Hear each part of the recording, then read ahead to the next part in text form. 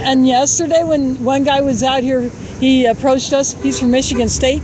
He owns Monsanto stock. He says Monsanto is going to dominate the world. Yeah. And he tells his students that GMO is the only way to go. So, like, for me, like, the act of getting arrested and things, you know, especially for future generations, it's like, all these people are going to go by and they're going to honk and they're going to be like, right on, guys, thank you for doing something. And it's like, somebody has to do something. You know, like, when I talk to my son, I have a son and I have a grandkid, you know, and the decline of the world's going down, you know, just like getting in a terrible shithole, and they're like, you know, all you would be like, well, that sucked, I just watched it happen, or religion was like, you know, I tried at least to do something, you know, my conscience said this wasn't right, and I did whatever I could to stand up against these things, you know. And, you know, and so then what our society threatens us with is, well, if you do this, you're going to get arrested. And it's like, you know what? That's okay, because my convictions are so strong that doesn't, I'm not afraid of that. You know, and also being a Catholic worker, a lot of the people that we serve, you know, jails are just an extension of their community. Most of the people that come into the Catholic work spend a lot of time in jail, you know, and it's communing with the people the least among these, you know, and there's lots of the act of getting arrested has got so much more, but it always starts with, you know, a conviction, and then it's a threat of, well, if you do this, you're going to get arrested, and then it's like he's turning the power over. Okay, you know, I'm going to do this if my conscience tells me that this has to be done, and if you're going to arrest me, I guess then that's going to happen. Yeah. Well, what I do is when I'm arrested, I eat the 3 scampi meals a day, and I lose 10 pounds. I walk in the handball court, and my blood sugar comes down to normal. My blood pressure comes down to normal. My feet don't hurt. Do they have a basketball hoop? No, well, it's an exercise room. Oh, okay. It's just, you can do calisthenics, push-ups. It's, you know, it's the size of this circular area to where we're at. It's like that big. Well, ours is about 4 times bigger than that. Really, ours 52 times around it is 1 mile.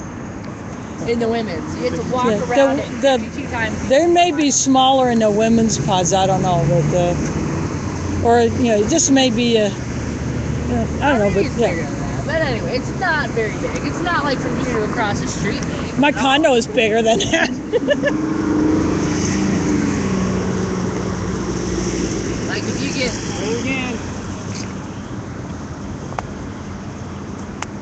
like 5. Yeah, that thing's been going around several times. If you get 5 people walking around, you're running into it. Yeah, see this truck approaching? That's been going around the block several times.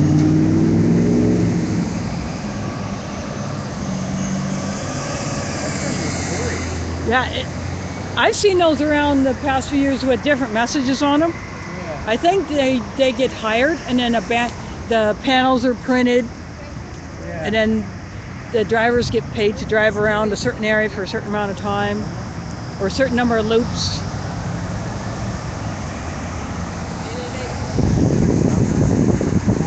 So when I first saw that, oh yeah.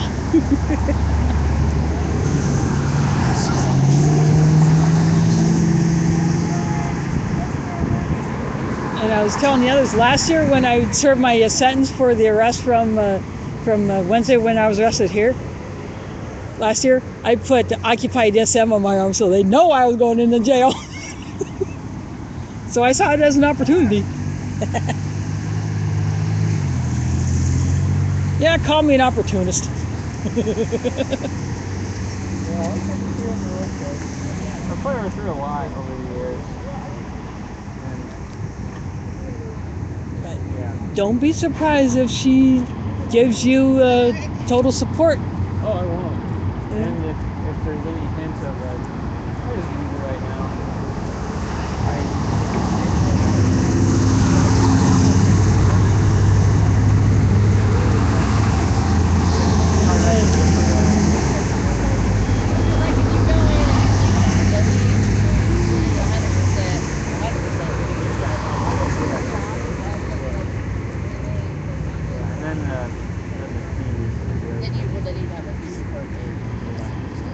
And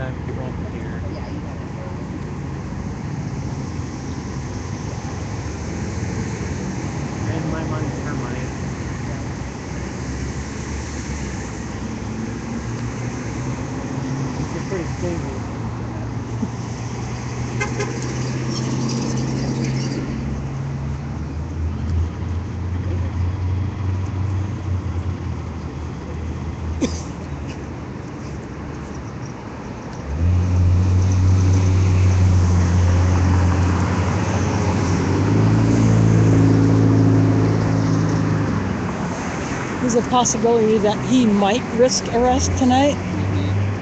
But he's got to have to talk it over with his wife first, then he'll make that decision.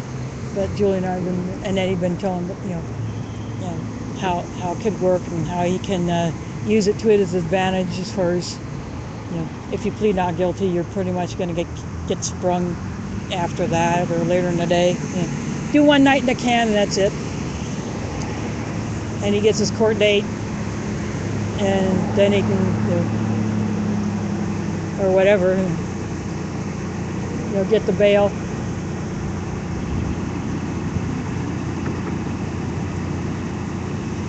I used to ride in those cars all the time in high school. Well, every year the Corvette rallies.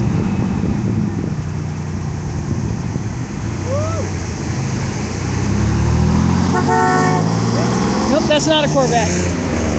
Just a few things wrong. It was close, but not quite.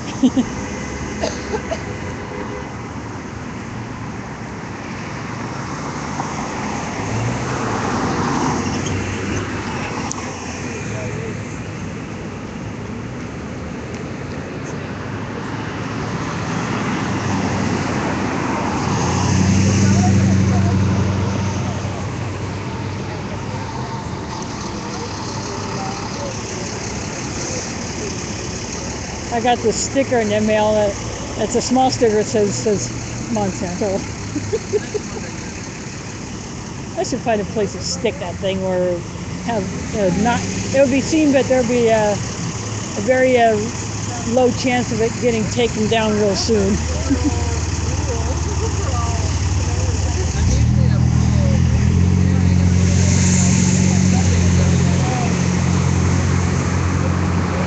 The sun is concealed by the Civic Center, so it's not so bright.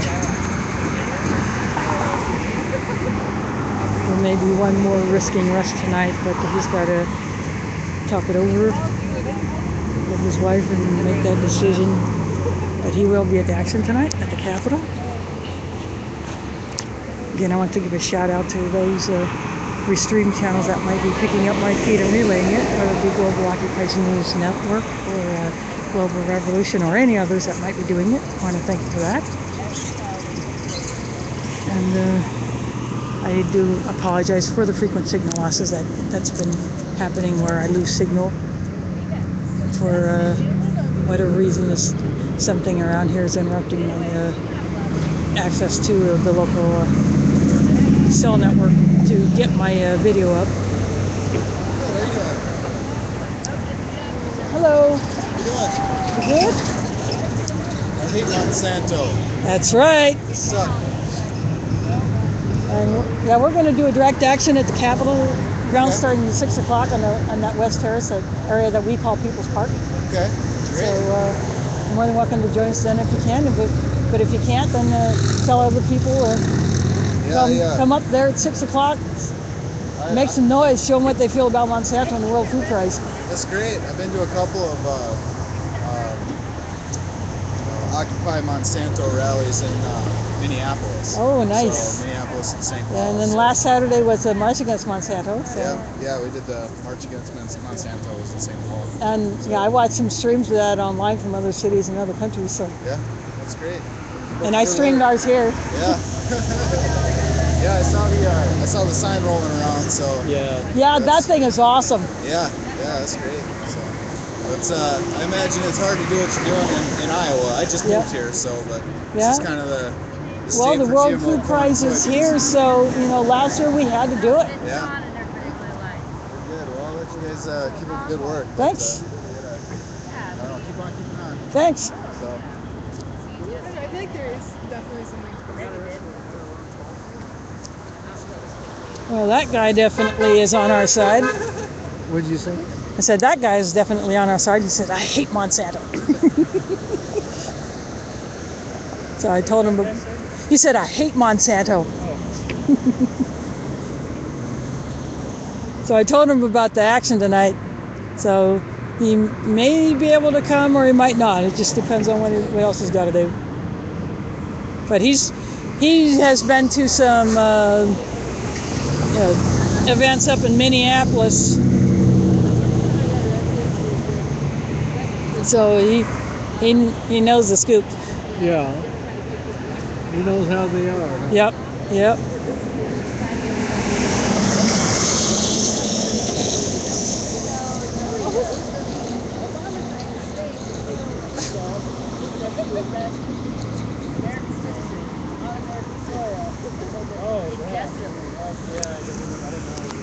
Yeah, and as you can see, so we were occupying Obama's office. Oh yeah, that was awesome. He showed up and I they gotta just take a closed drink it from that down. bottle They again. just like emptied the office out. And, like, A lot of people come. you guys can have it. Oh yeah, well there's the Vets for Peace had a protest, and so did a CCI had an immigrants protest there, like back to back.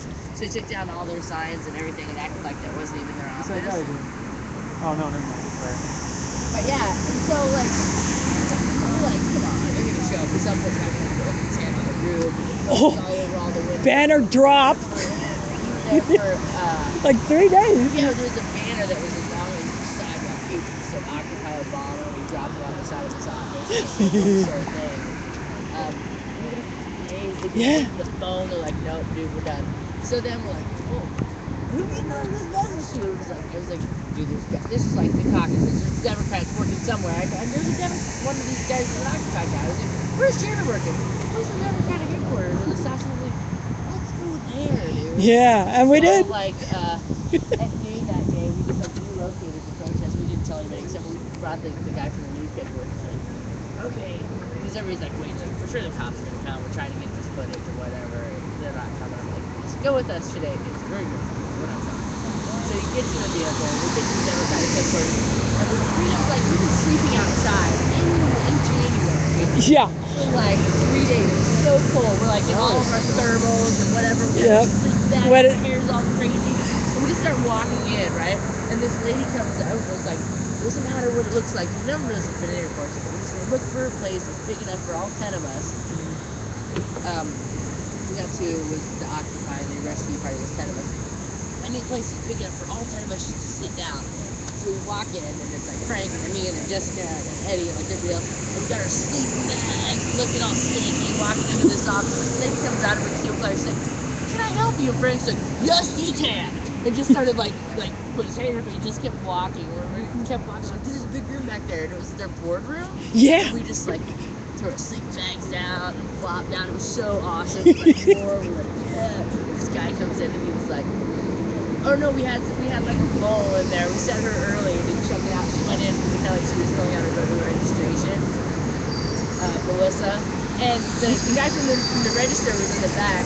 And so the head guy comes out and he's like, who are those people? And the guy from the register goes, those are protesters. He turned to that lady, he's like, "Did you let him just walk into my boardroom?" He's so mad. So he comes back like, a little bit later and he's like, so everybody finally addressed us like, I see that you have some issues. We're like, yeah. Yeah, we had. They shut us out, so you're the closest that we've got because, you know, Democrats, he's like, I need to make a few phone calls. And we're like, nope, calm down. So he comes back in, he's got this phone, he puts it on speakerphone, and it's like the head of the Democratic Wasserman Schultz. Whatever. She's like in the Quad City side, and she's like, I'm just gonna let you know that you are not gonna be occupying my boardroom.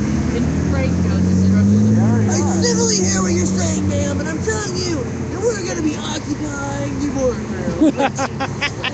Then the cops showed up. We had sandwiches ordered, like people bringing us up, all the press was there, like CNN, like the whole national press. Oh yeah. Caucuses. I went out the side door to smoke a cigarette because he was like, "You guys have more people. Just make sure they come in the side. We're just gonna try to business out front. And don't worry, we'll lock you out or anything." I'm like, sweet. I'm going out to smoke a cigarette. I went out, and all of a sudden, he was like, "There's one!" They just this whole mob of press in the movie, like running. Like, come on, you don't see me. What are you doing? I just said like some. I can't remember what I said. Something about the NEA. Our democracy. No,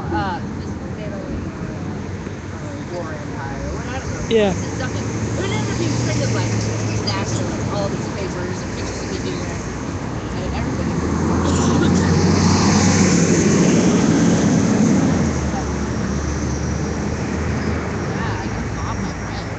And then Ant came out, and I'm like, here, talk to him. And he gave him the name. He's like some hippie guy, and he told him his name was Ant Hill. Yeah. What's his given name? Ant Hill. Yeah, what's your last name? Hill.